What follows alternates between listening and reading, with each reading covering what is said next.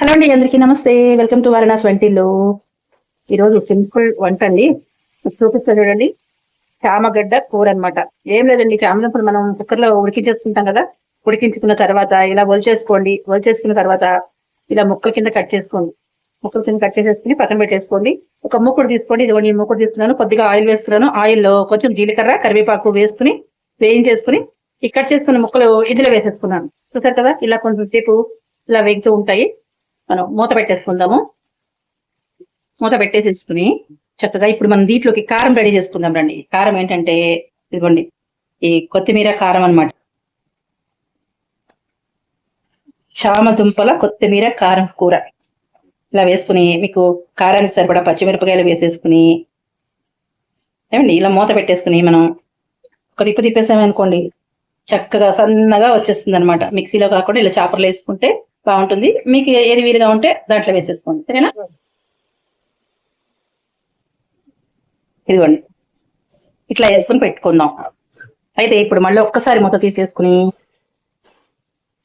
కలుపుకోవాలండి, అదంటే మాడిపోతుంది.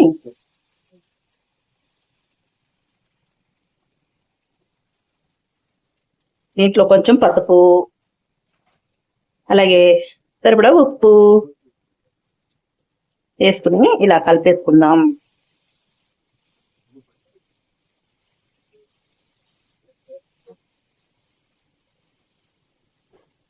ఇప్పుడు ఈ కారం ఉంది కదండి, ఈ కారం కూడా దీంట్లో వేసేద్దాం. మొత్తం కారం అంతా దీంట్లో వేసేసుకుందాం. ఇదంతా ఊడ్చేసి వేసేస్తానే. కారం వేసిన తర్వాత ఇంకా కొద్దిగా వండిపోతుంది కదండి, అందుకని ఇలా నీళ్ళు తొలిపేసిపోతాయి. చూసారా, నీళ్లు వేస్తే మొత్తం ఈ చామదుంపలకి ఈ కారం అంతా అంటుకుంటుంది. అంటుకుని ఒక 2 నిమిషాలు ఉడికిన తర్వాత స్టవ్ ఆఫ్ చేసేసుకుంటే మంచి కర్రీ రెడీ అయిపోయినట్టేనండి. ఇంకా ఆయిల్ మాత్రం వేయను, ఇంకేమాత్రం ఆయిల్ వేయాల్సిన అవసరం లేదు. మీకు కావాలంటే వేసుకోండి. మీకు కావాలంటే ఒక 2-3 స్పూన్లు 4 స్పూన్లు మీకు ఎంత కావాలో అంత చూసుకొని వేసుకోండి. నేనైతే ఫస్ట్ ఎంత వేసాను అంతే, అంతకు మించి ఇంకెక్కువ ఆయిల్ వేయను. కొంచెం సేపు ఉడికిన తర్వాత దీన్ని ఆపేసుకుందాం. నచ్చిందా మీకు? నచ్చితే మరి ఫాలో కూడా చేయండి, అలాగే లైక్ ఇవ్వండి. ఇలాంటి మంచి మంచి రెసిపీస్ మన ఛానల్లో ఉంటాయి. తప్పకుండా ఛానల్ని ఫాలో చేసేయండి. అయిపోయింది, మన కర్రీ రెడీ అయిపోయింది.